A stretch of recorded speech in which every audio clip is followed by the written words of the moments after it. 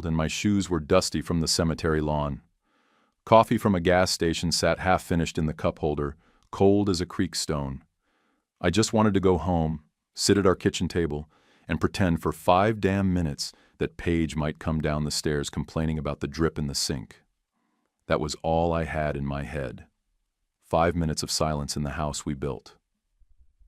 But the second I turned onto Sycamore Street, I saw something that froze my hands on the wheel.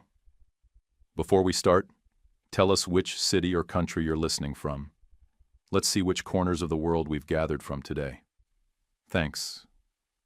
And now the story. Gordon's Silverado was already backed into the driveway, tailgate down like he was unloading lumber. Behind it, Brett's white box truck idled like it had a schedule to keep.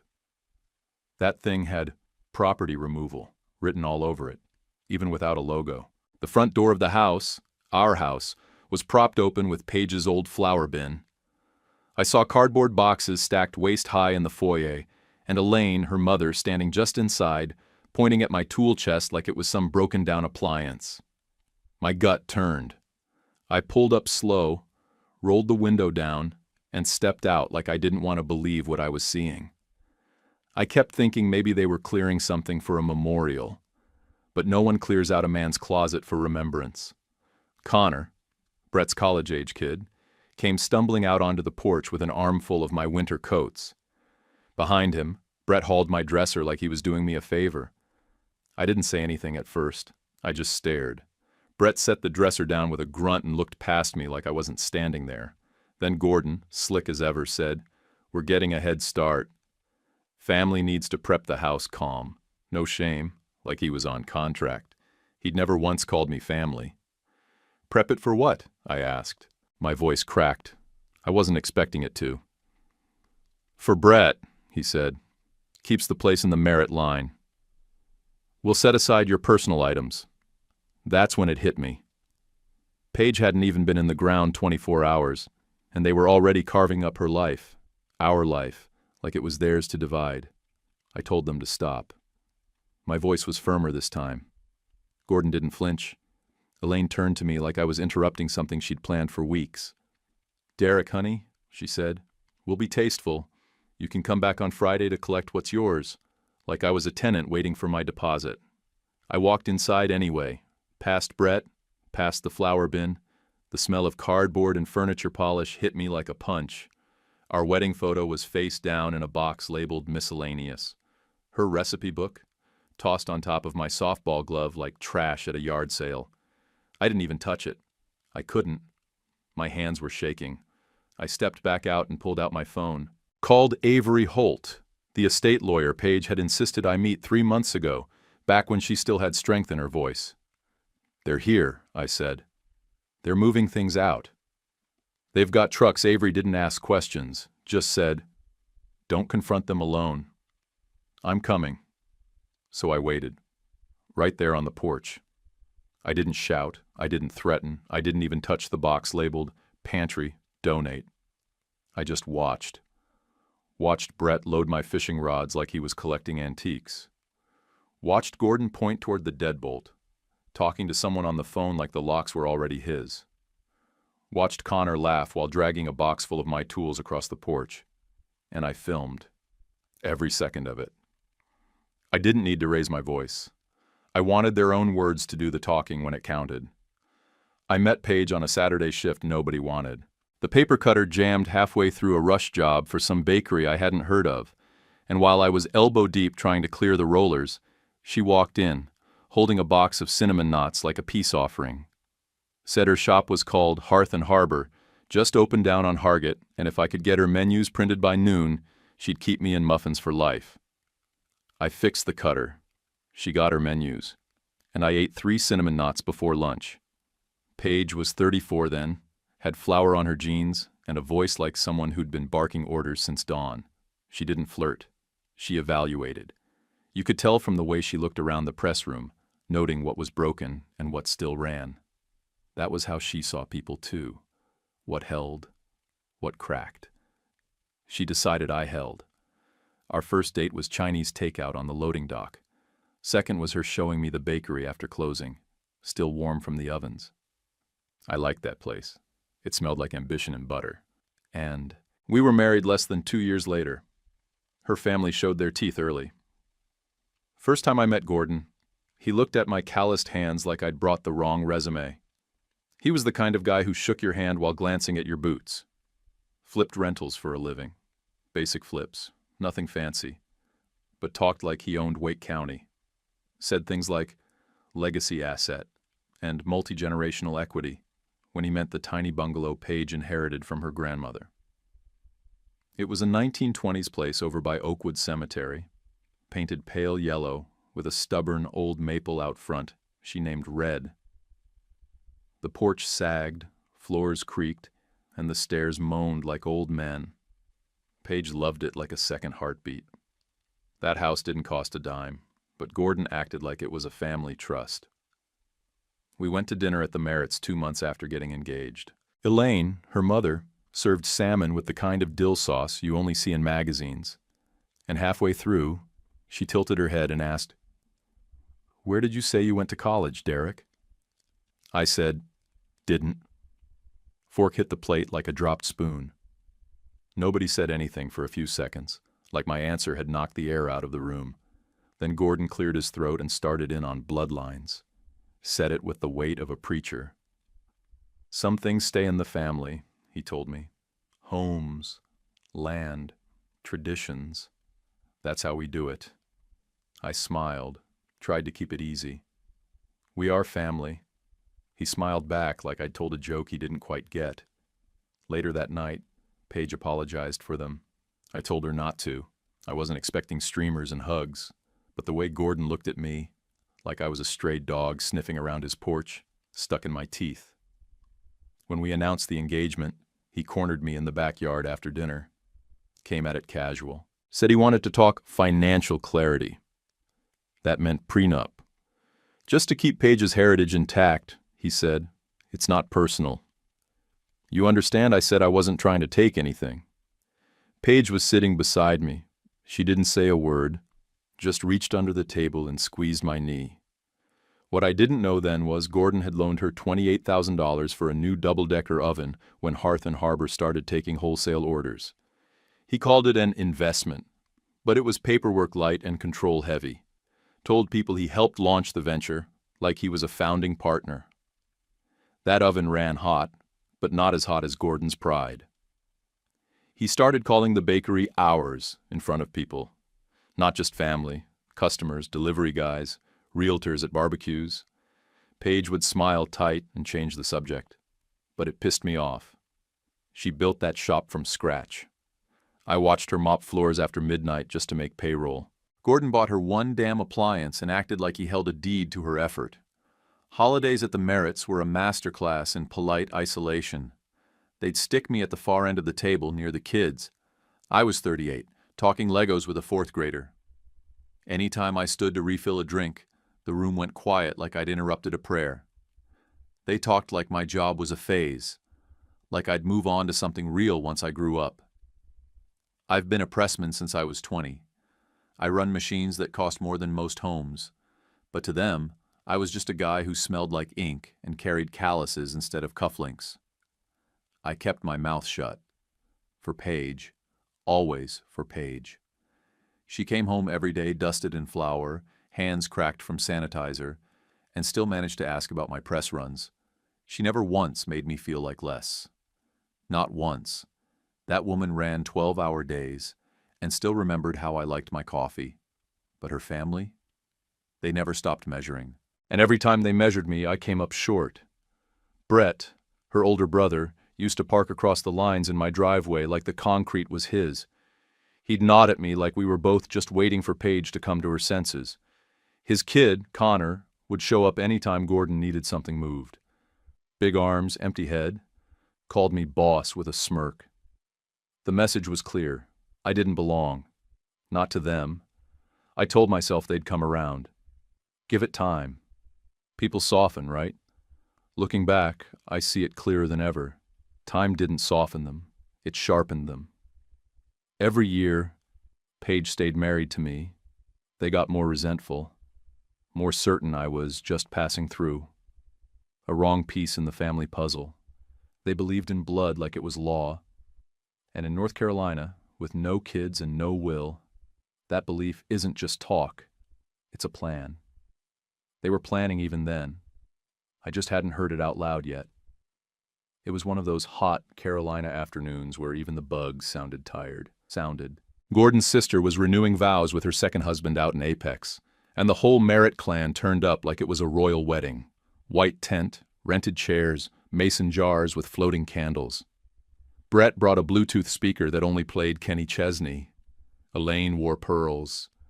The lemonade had more sugar than water. Paige and I stood near the dessert table, her fussing with a cake topper she made herself. A little lighthouse with heart windows. It was her thing, symbols and small details. She cared about what things meant. I'd just stepped away to take a call from the shop. One of the new hires had reversed a layout, and a client was about to lose their mind over a missing QR code. I walked toward the side yard for reception and passed behind the garage to get back to the tent. That's when I heard them. Gordon's voice, low but clear. He was standing by the old fridge in the garage, the one they used for beer and spare casseroles. Brett leaned against the doorframe with a solo cup, nodding like this was all agreed. "When Paige goes, the bungalow comes back to us," Gordon said. Not hopeful, not emotional, just final.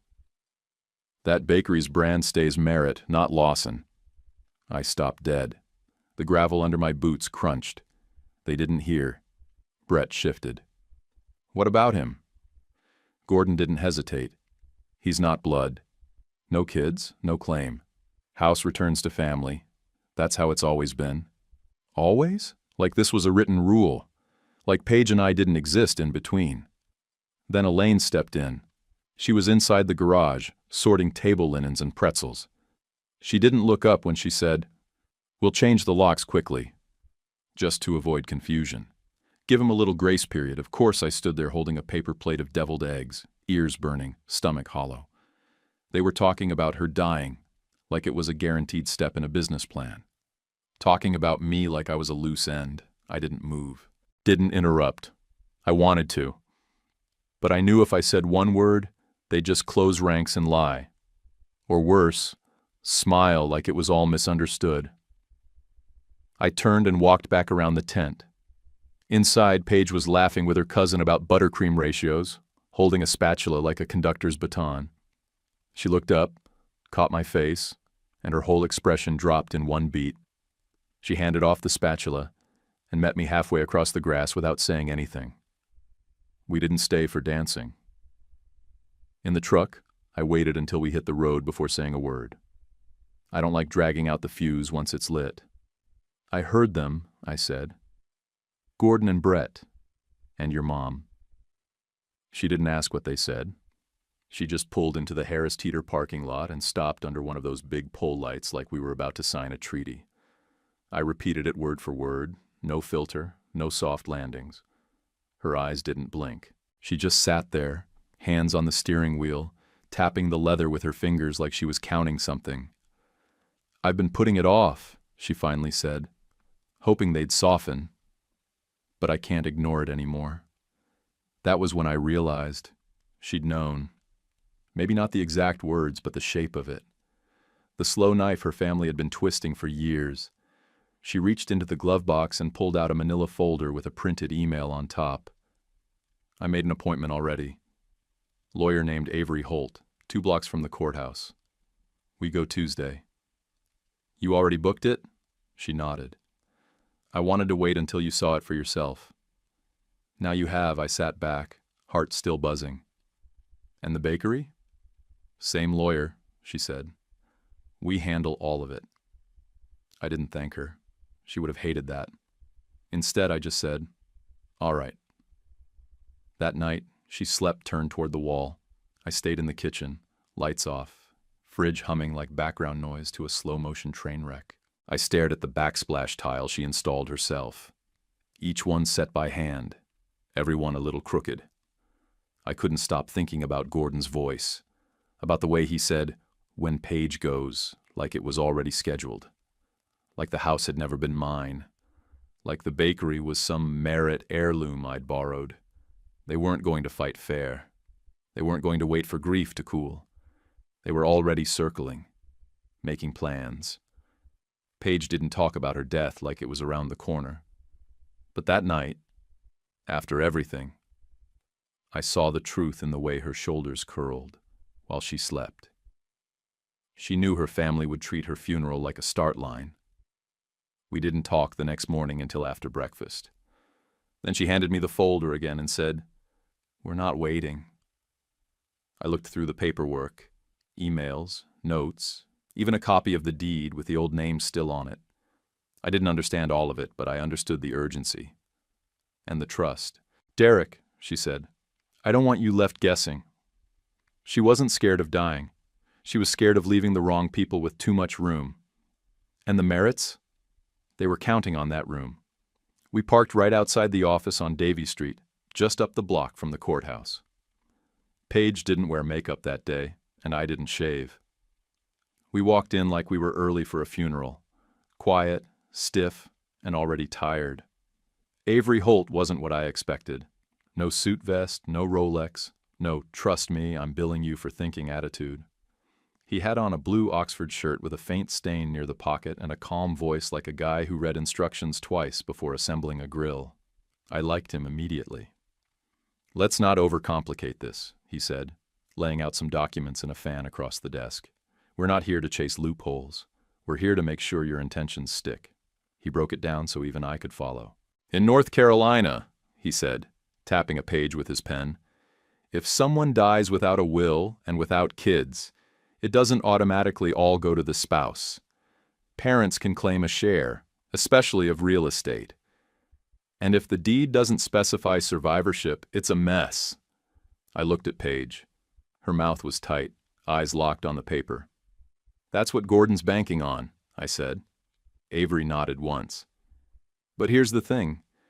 You don't have to die intestate, and you don't have to hold title in a way that invites a fight." He turned to a new form and circled a section with a calm, practiced hand. "We retitle the house as tenancy by the entirety. That means if one of you dies, the house goes to the other, automatically. No court, no probate, no confusion." We signed the deed the next week and recorded it with the county.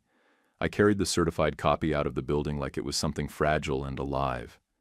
The next thing was her will, not some stack of legalese that no one understands. Avery used plain words, simple clauses. Paige left everything to me. No conditions, no loopholes, no room for interpretation.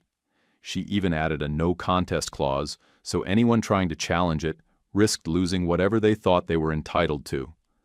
At the end of it, she included a handwritten letter, folded with the will. "To my family," it began. "Please leave Derek alone." This is what I wanted. I read it twice. The curve of her letters hit me harder than the message. Then came the business. Hearth and Harbor was set up as an LLC, fully in Paige's name, which Avery said gave us room to move. The operating agreement was updated to name me as manager if she passed, gave me full authority to either keep it running, sell it, or wind it down. Her wishes, in her language. We also walked down to the credit union and added a POD, payable on death, designation to the business checking account. Avery insisted on that. "No bank delays," he said. "It flows straight to you and no one can touch it." It was like armor, one piece at a time. And the Merits? Paige wasn't done with them. She'd kept every wire receipt from Gordon's so-called investment. $28,000 even, plus $1,600 in agreed interest, all paid back over the previous year. She handed Avery a file folder with printouts, annotated by date, even included a screenshot of the old text where Gordon called the payment final. He never filed a lien, never even sent a thank you. But he sure kept acting like he still had a claim. Avery scanned everything, then said, "We'll draft a letter demanding release of any future claim, and we'll attach the receipts. If he ignores it, that's on him." That night, Paige handed me a thumb drive with every document, backed up twice. Avery had the originals in his safe. She also gave me a printed checklist of what to do if anything happened. Who to call, what forms to use, which account numbers to have handy. It was all in a folder marked "Hold Fast," with her initials sharp in the corner. She slid it across the kitchen table without saying much. I opened it, read the list. Sat there staring at the last item. "Don't let them push you out." "I can do this," I said. She nodded. "I know." Then she reached under the cabinet and pulled out a Ziploc bag. Inside it was a second letter, folded twice with her writing on the outside. "If you ever feel shaky, read this." She kissed the top of my head and said, "Put it under the coffee beans. You'll know which ones it was, the fancy ones, Ethiopian roast, sealed with a clip she always forgot to use. We weren't fighting them out loud, not yet. But Paige knew how her family worked. They didn't scream or throw punches. They acted polite while they pushed you off the porch. She wanted me planted on concrete before they even reached for the railing. And it worked. As I sat at that table, with that folder in front of me, and her handwriting looking right back at me, something shifted. I didn't feel like a temp husband anymore. I didn't feel like I was waiting to get replaced. I felt like I had standing. For the first time since I heard Gordon's voice by that garage fridge, I felt like we had the upper hand. Not because of muscle, not because of threats, because we had the paper, because we followed the rules better than they did. Paige didn't want war. She wanted peace with a backbone, and I realized right then, she'd built it, one notarized signature at a time. The first time Paige mentioned her stomach aches, we were standing in the bakery's walk-in cooler. She bent over to check the produce order and winced like she'd pulled a muscle. "Too much butter tasting," she joked, rubbing her side. I laughed with her, called it stress from the new hotel contract. We both wanted it to be that, something simple, a byproduct of ambition. Looking back, we were idiots. A few weeks later, the pain didn't just come and go, it settled. She lost weight she didn't have to spare. The circles under her eyes got darker. Finally, she agreed to a scan. We sat in a small room with bad art on the walls, while a doctor we'd never met before told us pancreatic and stage 4, like they were grocery list items. He didn't blink. My ears rang. I couldn't even look at her. The drive home took forever, even without traffic. She stared out the passenger window, one hand on her stomach, the other gripping the seatbelt like it was keeping her from floating away. I kept both hands on the wheel and said nothing until she broke the silence. "Don't look at me like I'm already gone," she said, still looking out the window. "We've got things to do." That's how she handled it. Lists. By the time we got home, she already had a plan forming. She lined up Marta Quinlan, her steady-as-a-rock second-in-command at the bakery. Marta could run the ovens blindfolded and balance the books in her sleep. Paige handed her the vendor list and a set of keys the next morning. "I'm not quitting," she told Marta. "I'm delegating." Marta nodded, eyes shining but steady. The merits started showing up more often after that, not with soup or flowers, with clipboards and questions. Gordon made a point of walking through the house, tapping on window frames, talking about maintenance schedules and property tax planning. One evening while I was fixing tea, he stood by the kitchen island and asked for a set of keys to the back door in case of emergency. I set the mug down harder than I meant to. "Emergency for who?" I asked. "For the family," he said, like it was obvious. "Someone should have access if things change." Paige, sitting on the couch, didn't even look up from her notebook. "We're fine, Dad," she said. "We've got it covered." I started noticing Sierra after that. She was Paige's old high school friend who'd ended up as front-of-house manager at Hearth and Harbor. Sierra was good at charm and shortcuts. She'd always liked Gordon's attention, his compliments, his talk of future opportunities. Lately, she'd been whispering with Elaine by the register, glancing at me like I was the outsider at my own counter. One afternoon, Paige caught me watching them. "Be careful with Sierra," she said quietly. "She's loyal to whoever she thinks can write the next check." I didn't argue. I just started paying attention. A week later, I came home from a late shift and stepped onto the porch. Through the cracked window, I heard Gordon's voice low and smug, talking to Brett. They were discussing some guy named Luther, a brand consultant from Gordon's club who could take over the brand. Gordon said it like Hearth and Harbor was a racehorse he'd bred, not a bakery his daughter had built with burned hands and dawn wake-ups. I stood there for a while, fists tight, before unlocking the door and making enough noise to end their talk. They smiled like everything was normal. Brett asked about my truck's mileage. Gordon patted my shoulder. I could smell the whiskey on his breath. That night, Paige and I went over the accounts again at the kitchen table.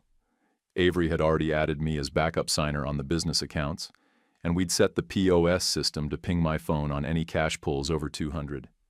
Sierra called it micromanaging grief when she saw the alert notices pinned on the register. I called it common sense. Paige taped lists on the fridge, one for her symptom meds, names, dosages, times, one for vendor contacts, one for muffin formulas only Marta could read.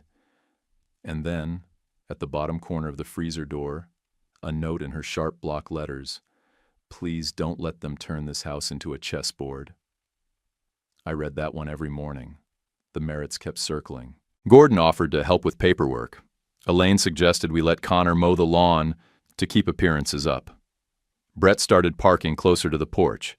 They all smelled opportunity. None of them brought soup. Nights were the worst. Paige couldn't handle the stairs anymore, so she dozed on the couch between meds. I slept on the floor nearby with a spare blanket, listening to her breathing shift.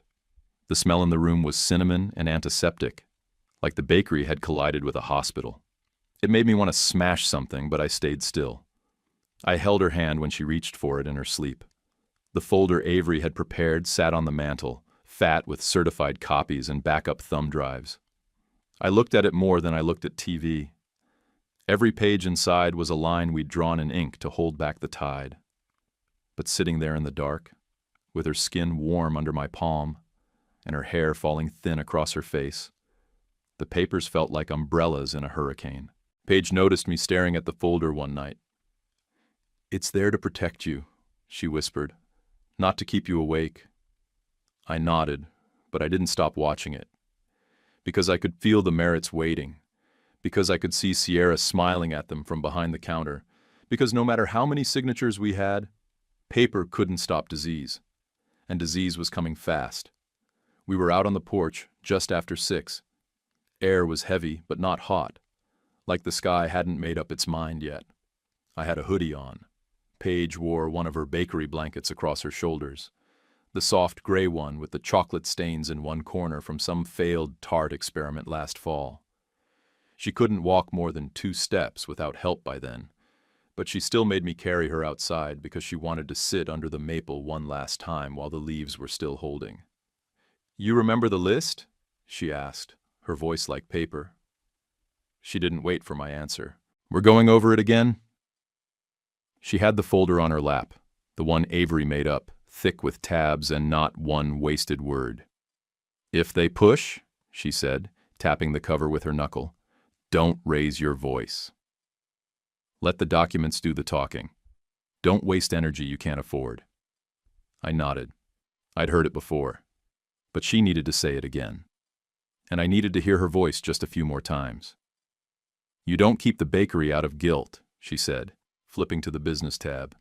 "Sell it if that's what makes sense. Marta's the buyer if she wants it. She's earned the keys. But if she doesn't want it, you shut it down right. You wind it up. Don't hand it to Sierra. Don't hand it to Gordon. And sure as hell don't let anyone run my name like it's part of a sale tag." "Copy that," I said. She gave me a look. "Say it like you mean it." "I mean it," I said. We sat there a minute, the wind just barely moving the branches overhead. The street was quiet. Even the neighbor's dog wasn't barking for once. Paige pulled something from the little wicker drawer under the side table, a folded piece of paper, yellowed at the corners. It was a certified mail receipt. "I sent this last spring," she said. "Told Gordon in writing that the loan was fully repaid and that I expected him to release any claim. Avery drafted it. I sent it certified. He never responded." She handed it to me like it was gold. "Avery's got the full record, letter, Tracking info, delivery confirmation, screenshots of every wire. Don't let Gordon pretend he didn't know. Already in the safe folder and on the thumb drive, she said. I raised an eyebrow. Which thumb drive? She smiled just barely. Top shelf in the pantry. Cutty Sark tin. Behind the extra filters, I shook my head. Of course. You always said I was predictable, she whispered. I said you were precise. She gave a tired laugh and leaned her head against the back of the chair. Then she looked at me again, this time serious. You call Avery before you answer a single Merit text. Even if it sounds harmless. Especially if it sounds harmless, she said. They'll frame it like a favor. They'll call it support. Don't give them the first inch. I wanted to ask if she really thought they'd come that fast. But then I remembered Gordon already asking for the keys. Elaine's whispers at the bakery. Brett's smug glances like the place was already promised to him. Of course they'd come fast. I asked. Sierra? Paige raised one tired eyebrow. Watch the drawer. Watch the vendor credits. If she's going to steal, it'll be quiet and small. Cases of berries, delivery double bills, tips not recorded. Float herself on the slow bleed. Death brings out thrift store ethics. I leaned forward, elbows on knees. You really think she'll try it? I think if Gordon gives her a reason, she'll find a way. The sky was darkening behind the maple, that bluish gray that comes right before the streetlights blink on. I felt the chill in my spine more than the air. Paige closed the folder and rested it on her knees. Her fingers looked thinner, her nail beds pale, but the way she tapped her fingers on the manila cover, still all business. If they try the locks, she said, don't fight at midnight, fight at noon, broad daylight. Witnesses. Don't worry, I said. They won't sneak up on me. She tilted her head. They'll try. We sat there in silence after that. I didn't ask for more. I didn't tell her how much it was breaking me in half, just to hear her lay it all out like she wouldn't be here next week. She didn't want tears. She wanted action. She wanted me prepared. Eventually her head dropped to the side, resting on my shoulder. Her breathing slowed. I didn't move. When she finally drifted off, I stayed right there. Didn't carry her inside right away. I just stared at the porch rail in front of us. One patch near the bottom had chipped paint that looked like a jagged triangle. I traced it with my eyes over and over, like I could memorize every inch of the world we'd built together. I knew what was coming. I'd known since that quiet room with the doctor. But that night, sitting under the maple with her wrapped in that blanket and the folder between us like a shield, I finally felt the full weight of it. The end wasn't some abstract date anymore. It was crawling closer, slow and steady, and she wasn't scared of it. She just wanted to leave the lights on so I wouldn't trip in the dark after she was gone. The morning of the funeral, I sat on the porch for 15 minutes before getting dressed. Just sat there in my shirt sleeves, coffee going cold, watching the sun drag across the siding like it didn't care what the day was. The folder Avery gave us still sat on the mantel inside, untouched since the last night she spoke. I didn't open it. I didn't need to. Every page was burned into my memory. All Souls Church was just off New Bern Avenue, brick with white trim and a sign out front that still had the Easter service message on it. Paige would have hated that. She didn't go in for the resurrection celebration type stuff. She liked plain talk, clean lines, but she picked the place herself, weeks before, said she didn't want anything too soft. Marta showed up first. She brought lemon bars in a Tupperware box, wrapped with a dish towel, like it was just another Sunday at the bakery. I hugged her longer than I planned. Her shoulders were stiff, but she didn't pull away. Brett showed up with his usual tan blazer and the expression of a man appraising square footage. He didn't say much, just nodded at me like we were business partners meeting at a site visit. Elaine had her pearls on again and that air of someone putting on grace like a coat. She walked up to me with one hand lightly on my arm and said, "Family sits in the front row, Derek." I didn't blink. didn't flinch. I just said, "Of course," and found a seat in the second. I wasn't about to argue over pew placement when I knew exactly what was waiting for them after the service. The weight of it sat in my coat pocket, a printed copy of the deed Avery filed, with the recording stamp clear as day. The service was short, like Paige asked. No long stories, no forced eulogies. Marta read one of Paige's old bakery newsletters. It was the one she wrote during the Christmas rush, full of burnt cookies and broken mixers and how love wasn't about perfection. It was about showing up anyway. That one hit me hard. After the service, people mingled by the columbarium while the church ladies cleaned up the reception. I stood near a low planter, half listening to someone from the old neighborhood talk about their HVAC unit, when Gordon appeared next to me like smoke. "We'll give you a couple days," he said, soft voice, eyes on the pavement. "Friday, we start addressing the house." He said, "addressing," like he had a clipboard in the truck. I turned slowly and looked him right in the face. "I'll be staying at Rubens tonight." He nodded once, like that was his approval to give. Like I was asking to borrow the guest room from the CEO. The arrogance of that man was almost impressive. On the drive to Rubens' place, I kept replaying what Avery told us, plain and clear. With tenancy by the entirety, the title snapped to you the second she passed. The house is yours. Period. No court needed then the will. Full inheritance to me, with a no-contest clause so strong it could shatter teeth. The business? Mine to manage, sell, or shut down. Paige's language, not Avery's. Reuben left the porch light on for me. We stayed up an hour drinking warm beer in silence. I tried to sleep on his couch, but my brain wouldn't let me. I dozed in 30-minute blocks and woke up gasping each time like I'd missed something. Around 4 a.m., I dreamed about Gordon changing the locks, woke up already reaching for my phone. That's when I saw the message. Sierra. We should meet to discuss the handoff. Bakery's in flux. I have some ideas. I stared at the screen for a minute, then muted the thread and turned the phone face down. By the time I pulled onto Sycamore the next morning, the sun was barely over the rooftops. I had a bag of Reuben's leftover casserole on the seat next to me, untouched. And there it was, Gordon's Silverado in the driveway, tailgate down again, Brett's white box truck parked like it belonged there, the front door wide open. I don't care how much paper you've got in your pocket. Nothing changes the first kick to your ribs when you see people stripping your life bare in real time. I got out of the truck slowly. My shoes hit the gravel with more weight than usual. I could already feel my jaw clenching as I walked up the sidewalk. Inside, they were busy. Boxes labeled kitchen, donate, decor, misc, tools, garage, stacked by the door like they were shipping my life to Goodwill. Elaine was standing in the kitchen pulling dishes out of cabinets like she was shopping in a consignment store. Brett passed me on the way out, carrying one of my drawers, my actual dresser drawer, balanced under one arm. Connor, all biceps and no brain, stood on the porch tossing old extension cords into a plastic bin like he was packing up college. No one looked at me. I stepped back outside and stood there on the porch, breathing through my teeth. I didn't yell.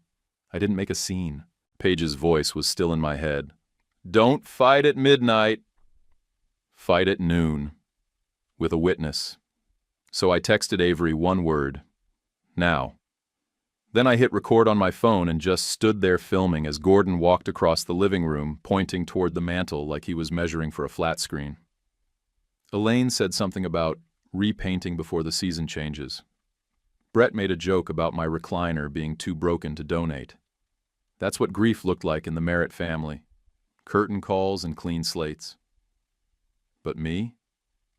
I had documents. I had dates. I had certified receipts and a signed letter from the only Merritt that ever mattered to me. They just didn't know it yet. I stood in the doorway while Brett hauled my dresser like he'd bought it at auction. Connor had my fishing rods bundled under one arm, bumping them against the doorframe like they were scrap metal. The tip of the Fenwick graphite rod, Paige's anniversary gift, scraped the trim. I clenched my jaw so hard it clicked. Elaine was in the kitchen opening drawers like she was shopping, She didn't even glance at me when I stepped inside. I said one word, clear as glass. Stop. She kept her hand on a measuring cup. Didn't flinch. Gordon was in the living room, arms crossed like a site manager. We're preparing the house, he said, voice flat. You can pick up your things after we get family settled. It's cleaner this way.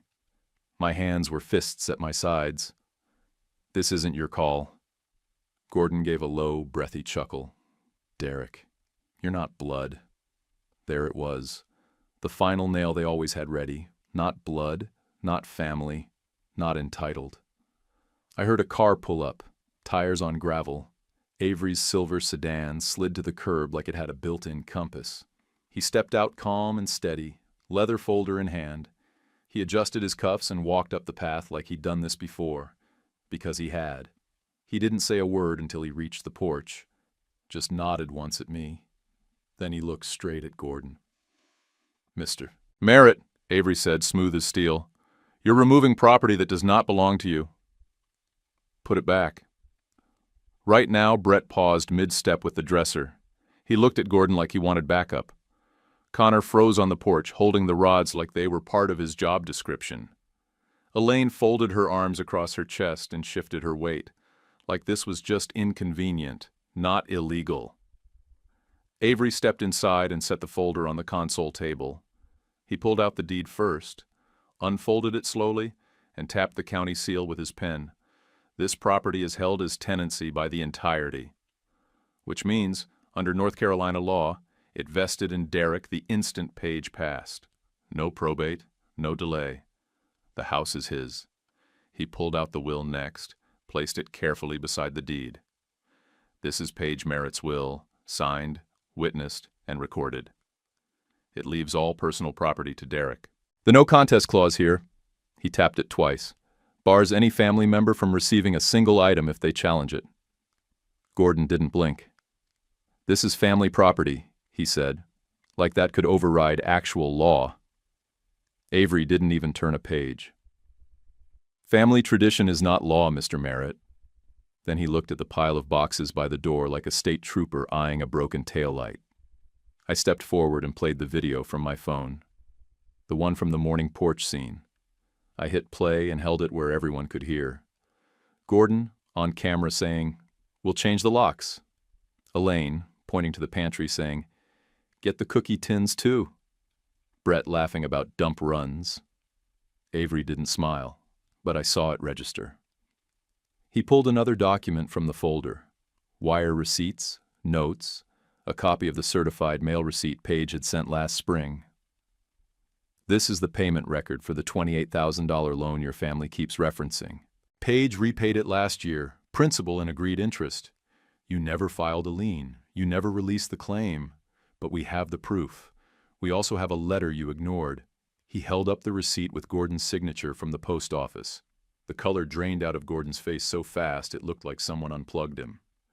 Here's what happens next, Avery said, voice still calm.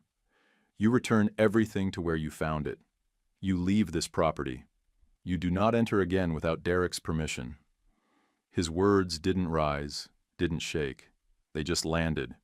If you return, he added, we will file a police report for trespass and attempted theft. And Mr. Merritt, we will seek legal fees.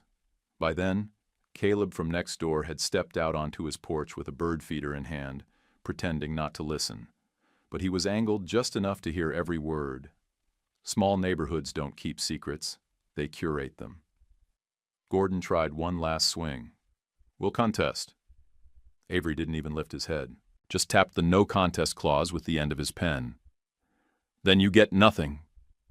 And this video becomes Exhibit A when we ask for sanctions. The silence after that hit harder than a slap. No one moved. No one talked. Brett finally broke it by setting the dresser down, gently, like it might bite him. Connor stood frozen for a second before slinking inside with the fishing rods and hanging my coats back up. Wrong hooks. I didn't fix them. Elaine wiped down the kitchen counter with a dry paper towel, like she could scrub away the fact they'd ever been there. She still didn't look at me. Avery made them hand over the locksmith invoice. They'd scheduled it for Friday afternoon. He made them return the backup POS key Sierra had slipped to Gordon, just in case. She hadn't told me about that. Now I knew. Nobody said goodbye. Brett closed the back of the box truck without slamming it. Connor didn't make eye contact. Elaine gave me a polite nod that felt like 1,000 unsaid insults. Gordon was the last out. He stood in the doorway like he wanted one last word, but there was nothing left to say. I didn't give him the dignity of a stare. He turned and walked down the steps. The front door clicked shut behind them. Avery packed the folder back into his bag and turned to me.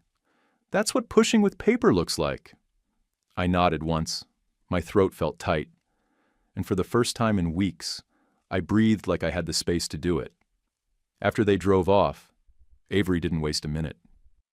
He went back to his car, opened his laptop, and filed the notice of trespass along with a formal demand for return of all personal property removed from the house. He included still frames from my video, with timestamps. He CC'd the Merritt's family lawyer, a guy named Presley with a soft chin, and the kind of headshot that says, "Just let this be over." I stayed home while the documents flew, changed the locks again, this time with a locksmith I knew from Ruben's side jobs. Digital keypad, new deadbolts, smart camera at the door. Caleb from next door stood on his porch, arms crossed, watching me screw in the plate. He gave me a little thumbs up before heading back inside. Neighborhood justice doesn't clap, it nods. At the bakery, Marta was waiting for me before sunup.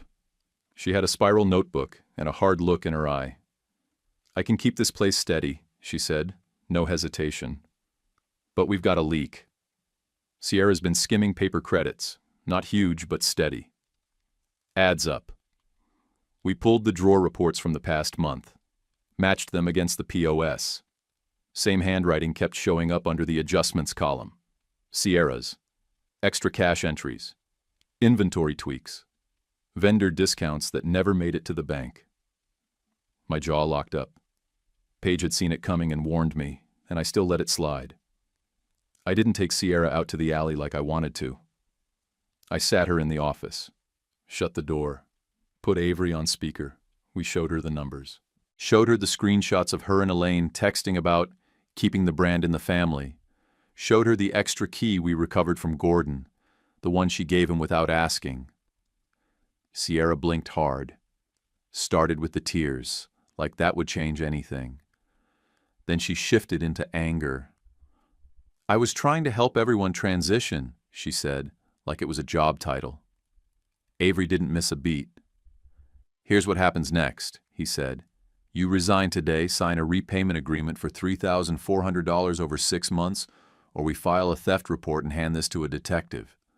She picked up the pen, signed the agreement, walked out with her purse and a box of odds and ends, never once looked back. Avery sent Gordon one more letter, final demand to release any lingering claims tied to the so-called investment. He attached a copy of every transfer, $28,000 principal, $1,600 in agreed interest, plus a draft complaint and a clear message. We were ready to file. Presley called back 20 minutes later. "We won't be contesting," he said. "They'd like to resolve it quietly." I told Avery to hold his line. No press, no drama, no phone calls. Just the releases, signed and final. And to stop using the word "like." Nothing about this was a request. It was done. Then I sat down with Marta, asked her point blank, "You want to buy it?" She didn't answer right away. She looked around the kitchen, touched one of the stand mixers like it still had a heartbeat. "If we can be fair about it," she said, "yes. I want it." We set a price, $186,000, 18 down, 5-year note. Avery wrote it up in 1 week flat. The rebrand followed, Harbor and Hearth by Marta. Paige's name gone, but not her stamp. That was her call, spelled out in her letter.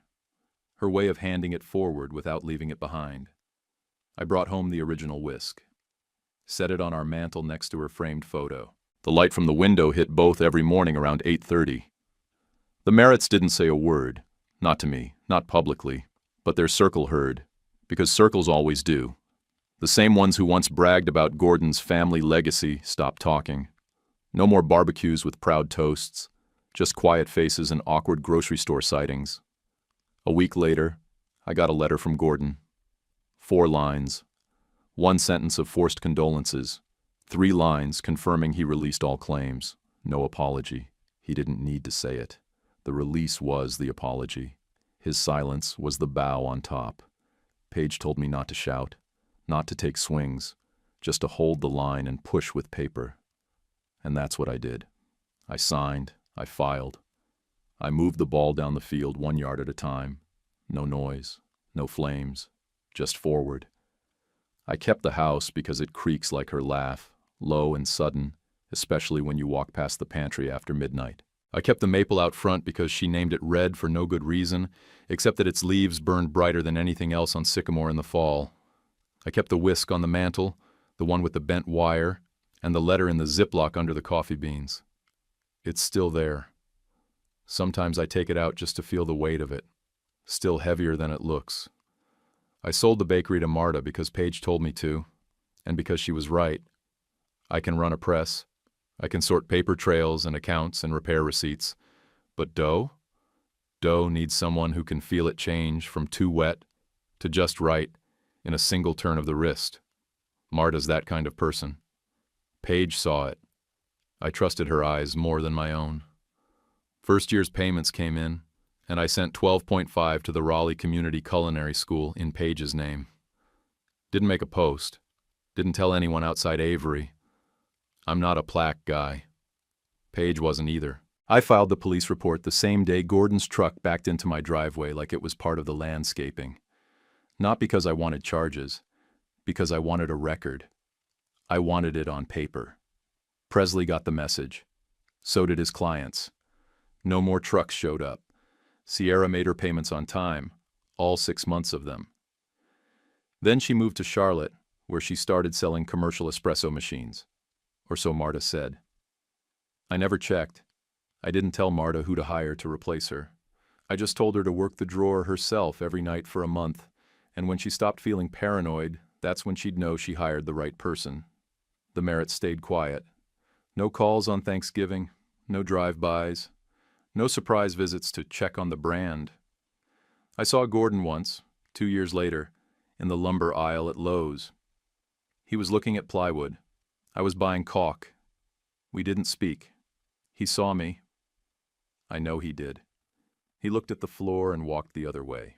That was enough. That North Carolina law wasn't the villain, and it wasn't the savior. It was just rules. Same as a playbook.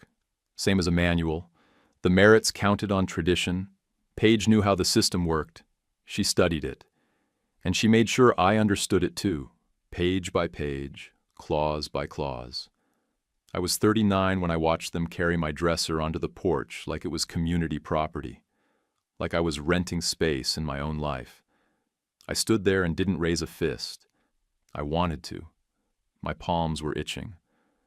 But I was old enough to know better. Paige taught me that paper holds more weight than rage when it's written right. And she wrote it right. I'm 58 now. Still work the presses 2 or 3 days a week. Helps keep the noise down in my head.